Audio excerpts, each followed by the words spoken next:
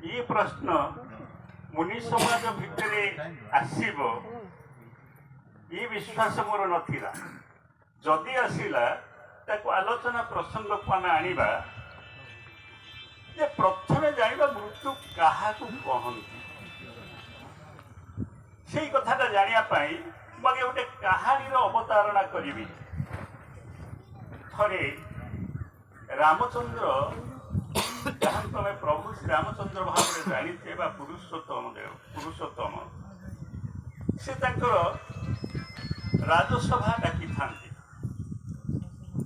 परम भक्त हनुमान पाखे बसी पद सेवा करुता एवं यही समय महर्षि वशिष्ठ से पदार्पण कले समस्ते ठिया सम्मान जन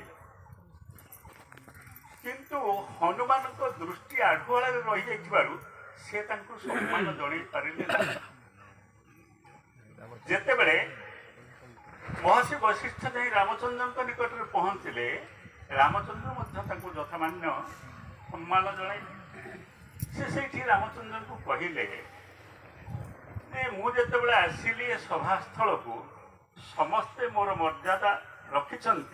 किंतु जड़े मत अमर्यादा कर किए से कहतु ना आपण जदि गुरुतर दंडर दंडित कर मुझे ना कहबी ना कहतु ना जब आपंकर अति प्रिय लोक होता है ना जिते प्रिय होता ना कहीं मुझे दंडे दंडित करी ना जदि मृत्युदंड देवे ताहले मु कहबी ना ठीक अच्छे मुझे मृत्युदंड दंडित करी रामचंद्र निर्भय प्रतिश्रुति पाइला पर महर्षि वशिष्ठ हनुमान ना उच्चारण हनुमान स्वीकार करगले जेहेतु मुझे देखिपारि नी अज्ञात थी आसवाटा तेणु मुझे यथाविधि सम्मान जन पारि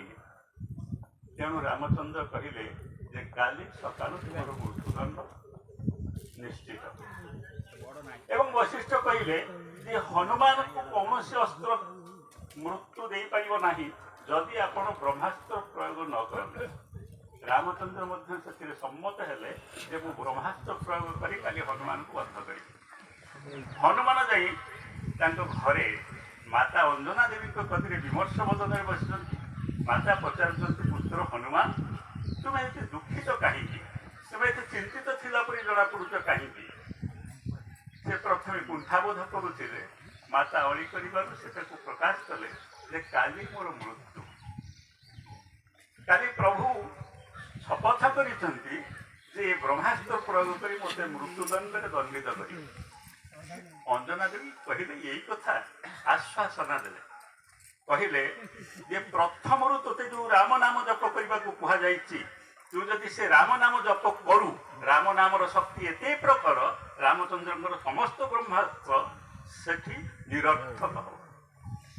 एवं हनुमान जिते रामचंद्र उठेले ब्रह्मास्त्र हनुमान नीरव साधना कले राम नाम जप कले एवं बारंबार रामचंद्र ब्रह्मास्त्र प्रयोग कला समस्त ब्रह्मास्त्र पंड हो गला कौन से ब्रह्मास्त्र स्पर्श कर पारा से वशिष्ठ आश्चर्य हो गए रामचंद्र आश्चर्य हो गले रामचंद्र गुरु वशिष्ठ को पचारुंट एते थर ब्रह्मास्त्र प्रयोग कला कहीं तार विनाश होना वशिष्ठ से बुझे राम नामर शक्ति राम ठारू यथेष्ट अधिक तेणु रामंकर समस्त शक्ति राम नाम शक्ति पाखे निरर्थक ताहले कौन से राम नाम कौ राम नाम से जप करुले जो राम नाम को से जप करी सूर्य को गोटे पाचिला फल भाविकी हाथ बढ़े खाइबा तार सत्यता था कि न था कहानी आम शिक्षा पाऊँ जे राम नाम कौन क्या आम राम नाम कहवा दशरथ को पुत्र तो राम थे आत्मा राम भी कह जाए बहुत एमती केते लोक ना राम अच्छे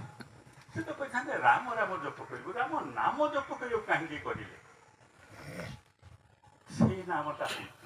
जहाँ को आम कहे प्रणव बा ओंकार तेणु